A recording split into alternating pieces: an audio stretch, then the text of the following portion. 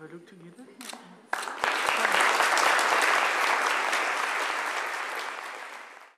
It is a proud day in my life to be the recipient of the 2011 ILO Decent Work Research Prize.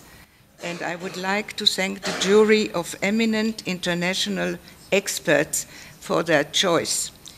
I deem it an honor to share this award with Professor Jayati Ghosh of the Nehru University of New Delhi. Listening to her, I'm more convinced than ever that decent work is not a luxury. It is not a luxury even in dire times. Even in times of crisis, decent work can add some light into solving problems. And I'm sure that with decent work, there will be more job creation and more overcoming of the crisis. A few days ago, we bid welcome to the 7 billionth inhabitant of our planet. In purely economic and social concepts, this particular individual will in due course turn into a worker or an employer, and I wonder whether he, she will enjoy or practice decent work. From an early age, I was interested in justice, and being a lawyer by training, I was always focused on the rights of working people, with special reference to equality, in the sense of treating equal situations on an equal basis. Equality is the lifeblood of law and justice.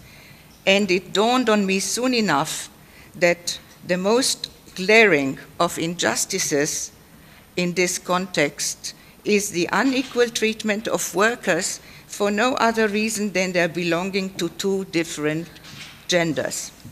Or in other words, the inadmissible discrimination against working women at the workplace.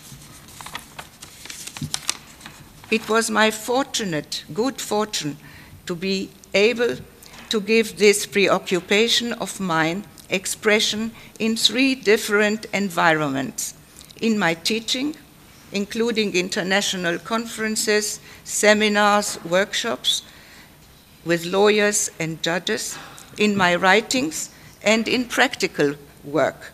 In my teaching, the dissemination of the ILO's core values seemed to me of fundamental importance, bearing in mind the precept of the French Revolution philosopher, the Marquis de Condorcet, who, writing in 1790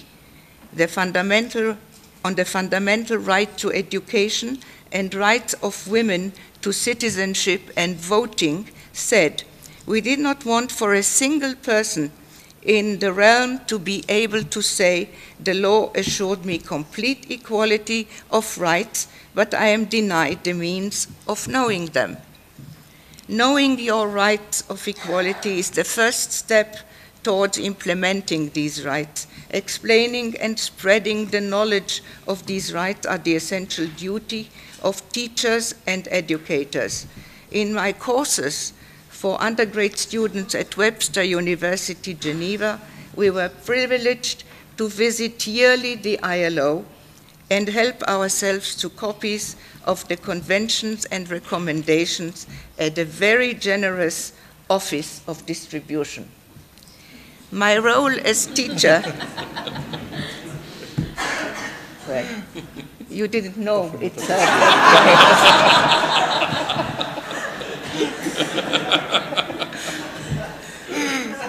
My role as teacher extended beyond Switzerland also to Israel, where I taught students, lawyers, and judges, as well as organized in 1999 an international conference entitled "The Status of Women on the Eve of the 21st Century," afterwards published by UNESCO.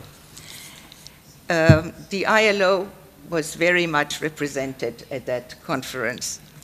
What did I teach? There are people here who are less familiar than the governing body with the ILO input into equality. So what did I teach?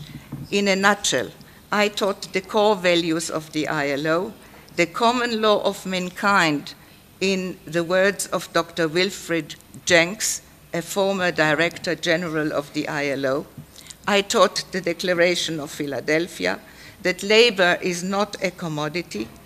I highlighted the importance of freedom of association and the ILO unique tripartite system, as well as the long road to equality. Equality indeed has become a human right, a higher norm. Discussing gender equality in class, my students often pointed to the half glass that is empty. At times, they even reproached my generation for not being resolute enough in the fight against injustice and discrimination. They refused to believe the prevailing situation as late as the 1970s, that a Sabena stewardess was dismissed at 40 according to her collective agreement, which mentioned no such condition for men. I tried to balance the picture and point to the progress achieved. The ILO was a pioneer in the field of gender equality. Soon after women had joined the workforce in great numbers during the war of the Second World War, the ILO adopted the pivotal Convention number 100 on equal remuneration for equal value, for work of equal value, 1951. The provisions of this convention constituted the first milestone towards equality. The second milestone was Convention number 111 on discrimination, employment, and occupation, 1958, that prohibits discrimination not on grounds of sex, but includes other grounds, like race, color, religion, but it covers all conditions of work, as well as access to vocational training, access to employment, and to particular occupations and terms and conditions of employment. The third milestone was Convention number 156 on workers with family responsibilities, 1981, that endeavors to reconcile the double roles of women at home and at work. The important issue of childcare is evoked for the first time. This convention testifies to a shift in traditional attitudes concerning the role of women and recognition that family responsibilities affect not only women workers, but also the family and society as a whole. The fourth milestone is marked, in my opinion, by the adoption of Convention number 175 on part-time work, 1994. It is well known the discrimination of part-timers in comparison with full-timers is all prevalent. As the majority of part-time workers are women, they are victims of indirect discrimination. The protection of part-time workers against discrimination and the adoption of the criteria of pro rata temporis for pay and other conditions of work are a guarantee for decent work for part-timers and for women. Convention number 175 is a great leap in the protection of women workers. It is suggested that more efforts should be made to increase the number of its ratifications. The fifth milestone points to positive action or affirmative action to redress past discrimination. Equality in practice requires the empowerment of groups that are underprivileged. The adoption of national legislation in some countries introducing quotas for the advancement of women may be a solution, at least temporarily. The 2011 ILO Global Report on Equality at Work addresses these new trends in countries like Norway, Spain, and Germany. While these significant developments would indicate that progress in the 20th century was achieved in a piecemeal fashion, in the new millennium, it will in all likelihood be achieved in a more systematic and comprehensive manner. The introduction of the concept of decent work on the eve of the new millennium brought with it a holistic approach. The new term is taken over from the realm of ethics, and it is more than fairness at work. It comprises of a description of goals. It means work that is productive, in which rights are protected, which generates an adequate income with adequate protection of social welfare. Essentially, it promotes the ILO Declaration on Fundamental Principles and Rights at Work. It is also a flexible term that may be extended to cover new situations and social progress. The creation of the new concept of decent work produces a code of core values under one umbrella, and its flexibility permits expanding beyond equality and existing values to cover new social needs and situations, like the recent protection of domestic workers enshrined in Convention number 189, adopted last June. Beyond expanding the scope of decent work to new types of employment and occupation, the focus would continue to be the extension of ratifications of ILO conventions by countries that are gradually achieving social progress, like Namibia. See your progress report submitted to the governing body present session. And by overcoming the gap between theory and practice, for instance, the gap in pay between men and women in countries like South Africa and Indonesia. This roadmap should also include Europe, where the pay gap is not yet closed. Besides the three social partners, the academia has also a role to play. The Gender Academy in Turin is a most welcome initiative. International conferences and interdisciplinary meetings have a stimulating effect on achieving goals. It was in Australia that I was able to undertake practical work in this domain.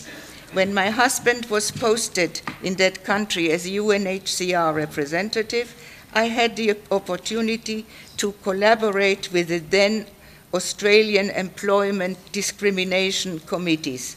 They were set up in Australia to apply ILO Convention number 111 on discrimination and to implement its provisions directly as part of the law of the land before any national legislation was enacted. I had the privilege of being a consultant with the Department of Equal Opportunities and Human Rights in Canberra in very formative days. During my stay in Australia, I also completed a project, now perhaps forgotten, on the abolition of protective measures for women, like the limitation of lifting weights for women, prohibition of work in underground mines, of night work, exposure to lead poisoning, etc. The protection of women under early ILO conventions was highly justified when the standards were adopted, but in the 1980s, they have become counterproductive, discriminatory, and redundant, as my visit to the different Australian states showed. They hindered free access to certain jobs that could otherwise be open to women.